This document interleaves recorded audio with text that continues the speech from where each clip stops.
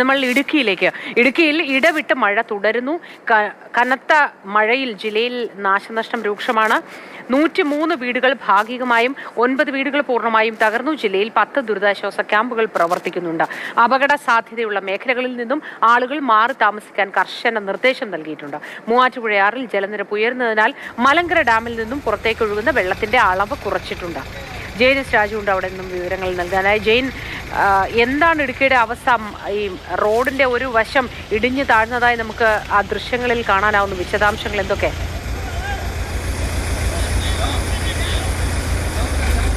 മോത്തി, ജില്ലയിൽ കഴിഞ്ഞ ദിവസവുമായി താരതമ്യം ചെയ്യുമ്പോൾ മഴയിൽ ഒരല്പം ശമനമുണ്ട്. പക്ഷേ നമുക്കത് എത്ര സമയം ഈ മഴ കുറഞ്ഞു നിൽക്കും എന്ന് പറയാൻ കഴിയില്ല. ഇന്നലെയും ഇതേപോലെ രാവിലെ മഴ അല്പം ശമനം ഉണ്ടായിരുന്നു. പക്ഷേ ഉച്ചയോടുകൂടി വീണ്ടും മഴ ശക്തി പ്രാപിക്കുകയാണ് ഉണ്ടായത്.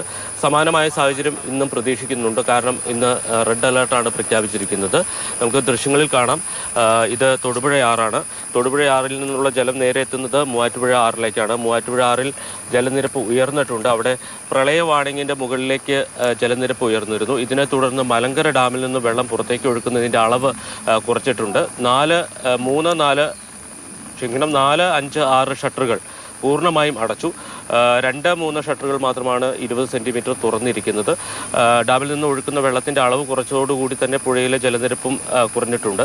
ജില്ലയിൽ ഇന്ന് നേരം പുലർന്നതിന് ശേഷം അനിഷ്ട സംഭവങ്ങളൊന്നും ഇതുവരെ റിപ്പോർട്ട് ചെയ്യപ്പെട്ടിട്ടില്ല. കാരണം ഇന്നലെയൊക്കെ വലിയ അളവിൽ മരമൊടിഞ്ഞും അതോടൊപ്പം തന്നെ മണ്ണിടിഞ്ഞുമൊക്കെ അപകടങ്ങളുണ്ടായിരുന്നു. വീടിന് മുകളിലേക്ക് വലിയ പാറക്കല്ല് പതിച്ച് വീട് തകരുന്ന അവസ്ഥയുണ്ടായിരുന്നു. അത്തരം സംഭവങ്ങൾ ഇന്നലെ റിപ്പോർട്ട് ചെയ്തിരുന്നു. 103 വീടുകളാണ് കഴിഞ്ഞ ഈ കാലവർഷം ആരംഭിച്ചതിന് ശേഷം മാത്രം തകർന്നിരിക്കുന്നത്.